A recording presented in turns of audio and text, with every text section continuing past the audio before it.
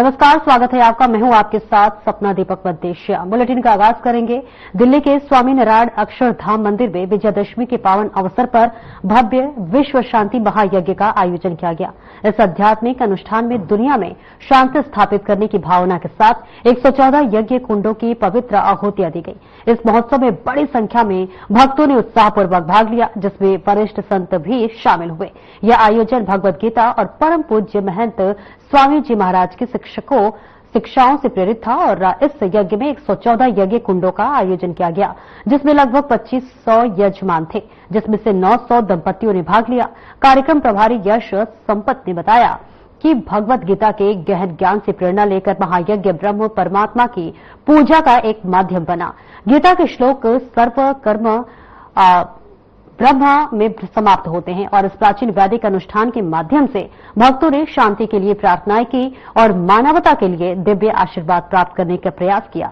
दिन भर प्रतिभागियों ने पवित्र वैदिक मंत्रों का जाप किया और यज्ञ की आध्यात्मिक शक्ति से गहरे जुड़ाव का अनुभव किया। 114 यज्ञ कुंडों ने सभी के लिए आशीर्वाद, उपचार और समर्थता को बुलाने के लिए एकीकृत प्रयास का प्रतीक बनाया।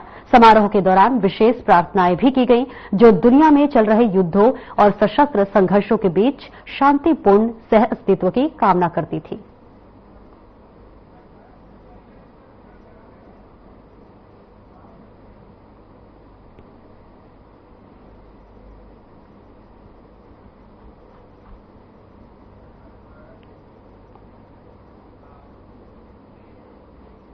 और वहीं गौतम बुद्ध नगर की पुलिस कमिश्नर लक्ष्मी सिंह के निर्देश पर पुलिस प्रशासन ने विजयादशमी के मौके पर सूरजपुर थाना क्षेत्र में लगने वाले मेले का निरीक्षण किया।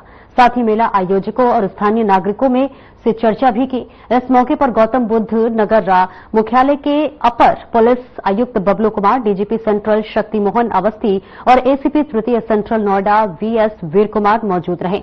मेले की सुरक्षा व्यवस्था को देखते हुए थाना प्रभारी को निर्देशित किया गया था कि मेले में सभी पुलिसकर्मी सतर्क रहें और पुलिसकर्मियों ने सख्ती से आदेशों का पालन भी किया और मेले में शांति व्यवस्था बनाए रखी।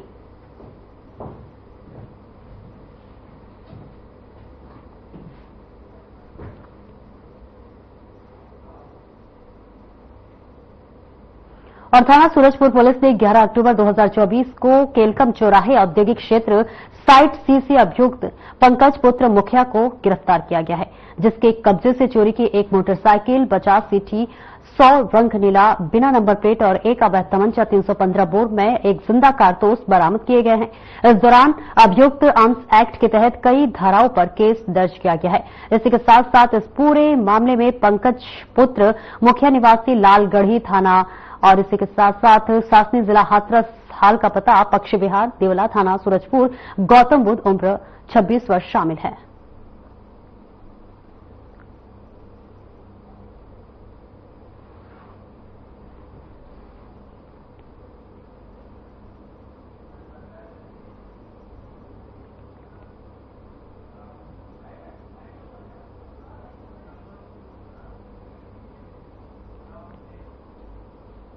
और वहीं गोरखपुर में मुख्यमंत्री योगी आदित्यनाथ शनिवार को गोरखपुर में विजयादशमी के पावन अवसर पर श्री गोरखनाथ मंदिर के तत्वाधान में आयोजित भव्य विजय शोभा यात्रा में शामिल हुए। इस मौके पर मुख्यमंत्री योगी ने कहा कि श्रीनाथ जी की कृपा सभी पर बनी रहे, सभी का कल्याण हो। इसी के साथ गोरखनाथ मंदिर परिसर में विद्यमान देव विग्रहों की विधि विधान से पूजा अर्चना कर लोक मंगल हेतु कामना की।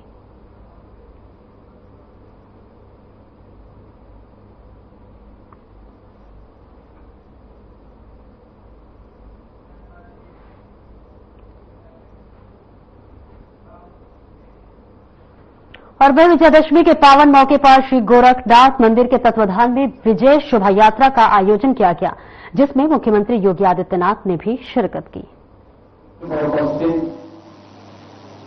हमारे सभी सम्मानित पूज्य संतजन, गोरखनाथ मंदिर के जो पुजारी हैं, वरिष्ठ पुजारी योगी कमलनाथ जी हैं, अयोध्या धाम से पधारे हैं श्री महंत धर्मदास जी महाराज, काशी से पधारे हैं श्री सतबाबा महामंडलेश्वर महंत जगत गुरु श्री संतोष दास जी महाराज, आज के इस कार्यक्रम में पधारे हैं कालीबाड़ी के पूर्व महंत श्री रविंद्र दास जी महाराज और हमारे विभिन्न स्थलों से पधारे हुए अन्य सभी संतगण यहां पर बड़ी मात्रा में उपस्थित हुए हैं। गोरखपुर की इस मर्यादा पुरुषोत्तम भगवान श्री राम के अभिषेक कार्यक्रम के अवसर पर मैं इन सभी संतों का गोरखपुर वासियों की ओर से हृदय से स्वागत करता हूं, अभिनंदन करता हूं। समारोह में उपस्थित इस रामलीला कमेटी के अध्यक्ष वयोवृद्ध समाजसेवी श्री रेवती रमणदास जी, महामंत्री श्री पुष्पदंत जैन जी,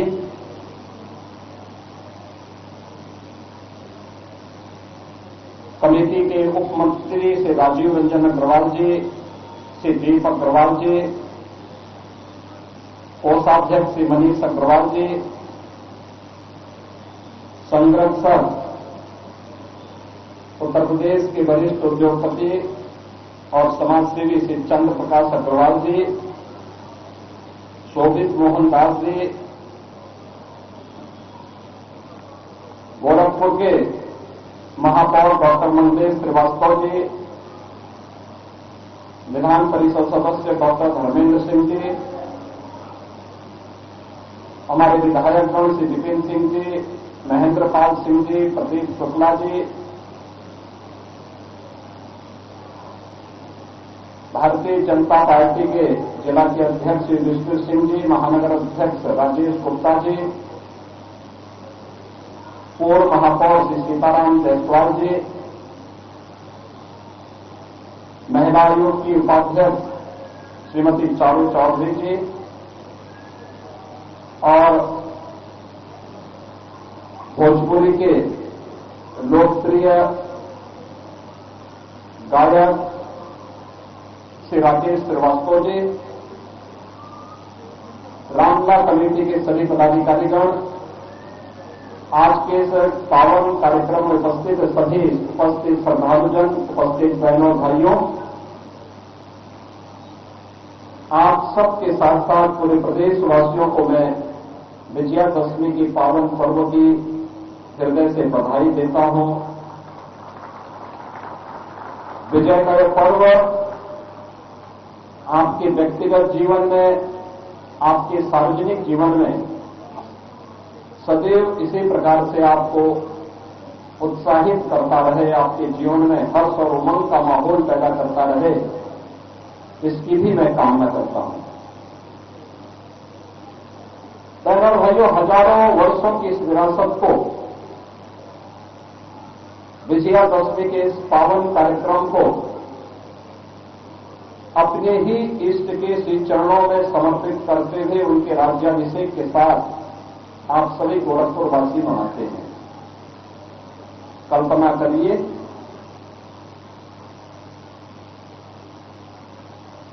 क्या आज से हजारों वर्ष पहले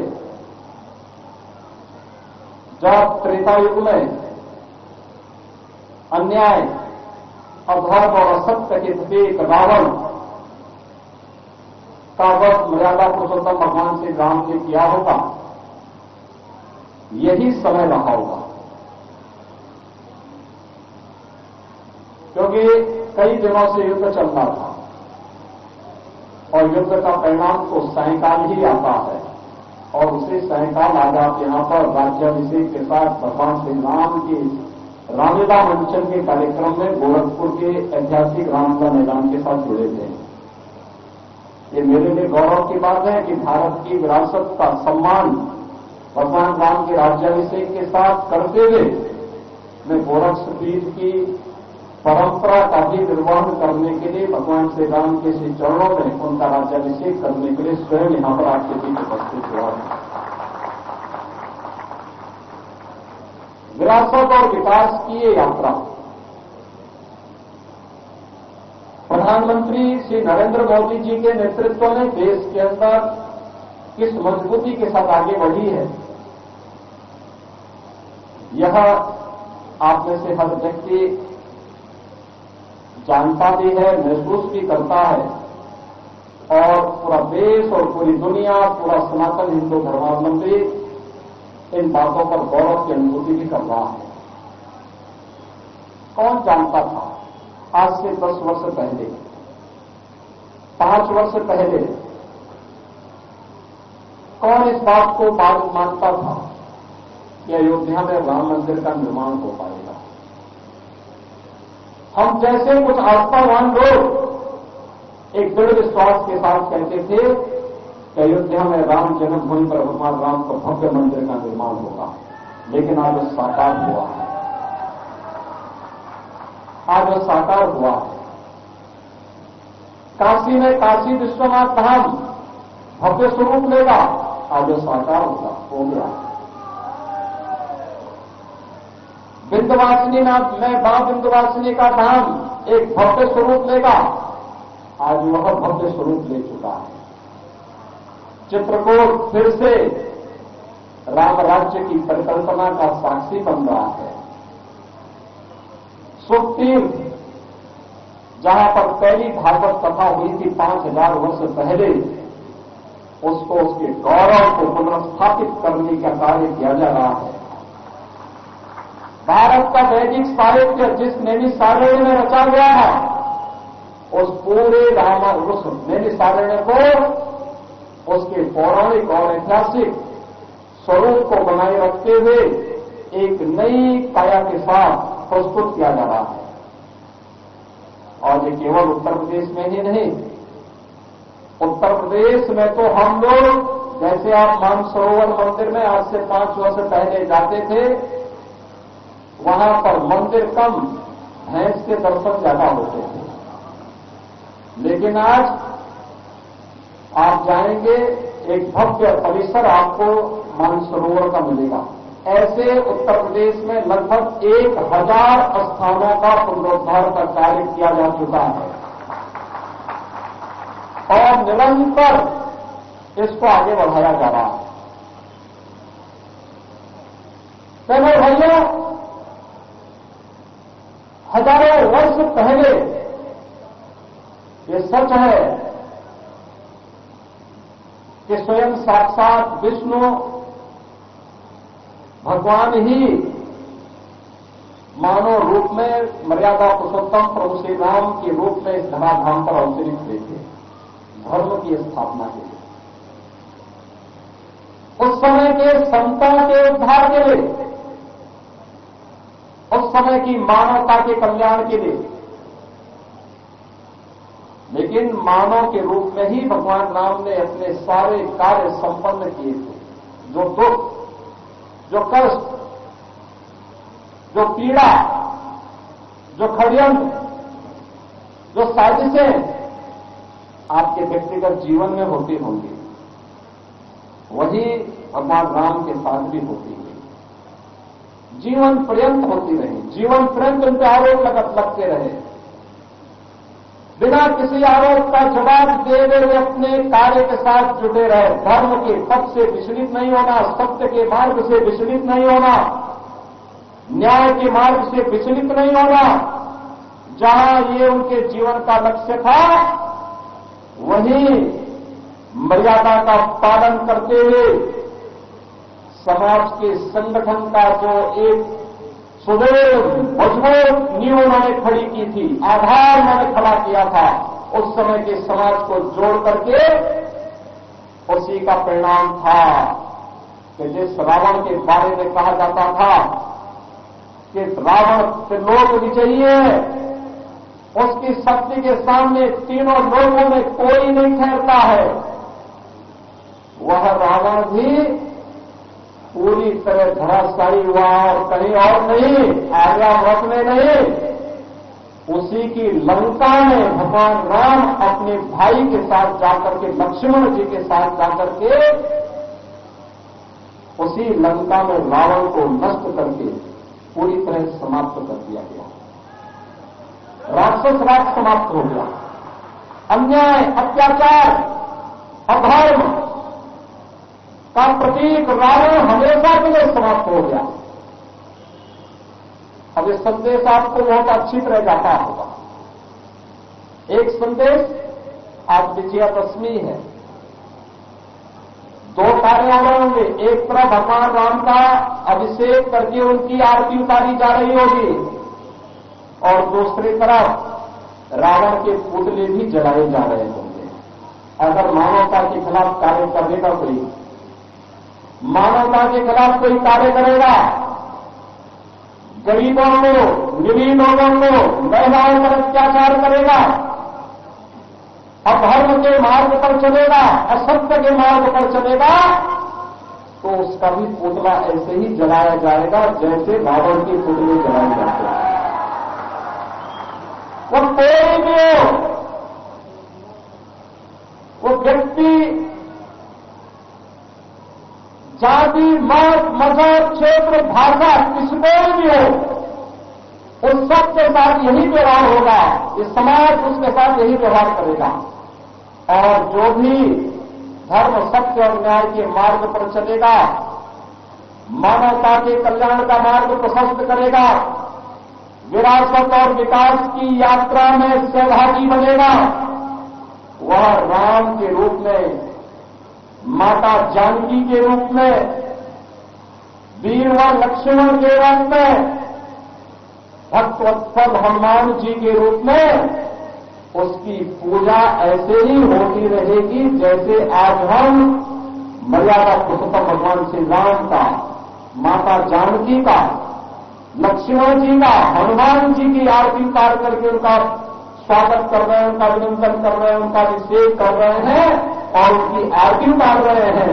जो भी मानवता के कल्याण का मार्ग प्रशस्त करेगा, उनकी रक्षा का मार्ग प्रशस्त करेगा, अपनी विरासत के संरक्षण का कार्य करेगा, उसका इसी प्रकार से अभिनंदन होगा। अब यह हम मानव जाति का एक दायित्व बनता है। हम मानव बनना चाहते हैं या दानव बनना चाहते हैं? मानव बनना चाहते हैं तो भगवान राम के पथ का अनुसरण करिए, छुआछूत और स्पृश्यता से दूरी बनाइए, समाज को एकजुट करिए, संगठित रहेंगे तो सुरक्षित भी रहेंगे, देश को भी सुरक्षा प्रदान कर पाएंगे, स्वयं को भी सुरक्षा प्रदान कर पाएंगे। लेकिन इसके लिए हमें उन कुरीतियों को दूर करना पड़ेगा, उन पाखंडों से मुक्ति पानी पड़ेगी जिन कारणों से देश गुलाम हुआ था, जिन कारणों से देश और हमारे पवित्र धर्मस्थल खंडित हुए थे, अपमानित हुए थे, जिन कारणों से बहन और बेटियों की इज्जत के साथ खिलवाड़ हुआ था, जिन कारणों से विधर्मियों को, विदेशी आक्रांताओं को भारत के अंदर घुस करके भारत के सामाजिक ताने ताने को छिन्न भिन्न करने, भारत की एकता अखंडता को चुनौती देने जैसी स्थिति जब पैदा हुई थी, वह तब हुआ था जब बिखरा हुआ समाज था, स्वार्थी समाज था, अपने में सोचता था, अपने समाज के लिए नहीं सोचता। तो आप सुन रहे थे सूबे के मुखिया योगी आदित्यनाथ को, जिन्होंने गोरखनाथ मंदिर में तमाम बातों का जिक्र किया और इसी के साथ साथ उन्होंने संबोधित करते हुए देश के विकास की भी बात कही। और चलिए आगे बढ़ते हैं, जहां पर मां भारती की उपासना और सेवा को समर्पित राष्ट्रीय संघ सेवक संघ अपने ऐतिहासिक 100वें वर्ष में प्रवेश कर रहा है। इस मौके पर संघ के सर संघचालक मोहन भागवत ने नागपुर में संघ मुख्यालय में विजयादशमी के अवसर पर शस्त्र पूजा की। इस दौरान आरएसएस के सभी स्वयंसेवक बंधुओं को मोहन भागवत ने हार्दिक बधाई और अनंत शुभकामनाएं दी। उपस्थित हो गए और इसलिए स्वयंसेवकों को थोड़ी देर खड़ा रहना पड़ा। विशेष महत्व का वर्ष इसलिए भी है, पिछले वर्ष इसी पर्व पर हमने महारानी दुर्गावती जी का स्मरण किया था उनके गुणों के लिए। ऐसा ही दूसरा एक सच्चरित्र पुण्यश्लोक अहिल्याबाई होळकर, उनकी ये 300वीं जन्म जयंती चल रही है। एक उत्कृष्ट राज्यकर्ता जिसकी शील संपन्नता का आदर्श सबके सामने हो, ऐसे एक महिला अत्यंत विपरीत परिस्थिति में राज्य चलाती है, रणनीति के कौशल का परिचय देती है, अपने राज्यों को संभालती ही है, परंतु अखिल भारतीय दृष्टि होने के कारण सारे देश में धर्म संस्कृति का उत्थान हो, इस दृष्टि से जगह जगह मंदिर बनवाती है, घाट बनवाती है, धर्मशालाओं का पुनरुज्जीवन करती है। और इस प्रकार संस्कृति संरक्षण में, धर्म संरक्षण में स्वयं निस्पृह रह के अपने लिए कुछ न करते हुए और एक आदर्श उपस्थित करती है राज्यकर्ता का भी और भारतीय नारी के कर्तृत्व का एक फिर प्रतीक ऐसा उनके जीवन के निमित्त हमारे सामने खड़ा होता है, उनका हम स्मरण करते हैं। ऐसे ही स्वामी महर्षि दयानंद सरस्वती का 200वां जन्म जयंती का वर्ष चल रहा है। हम जानते हैं कि लंबी गुलामी के बाद भारत का जो पुनरुत्थान शुरू हुआ। और फिलहाल मेरे साथ इस बुलेटिन में इतना ही, और अब वक्त हो चला है हमारे खास कार्यक्रम डॉक्टर राकेश गुप्ता के साथ प्लस माइनस का। नमस्कार। नमस्कार।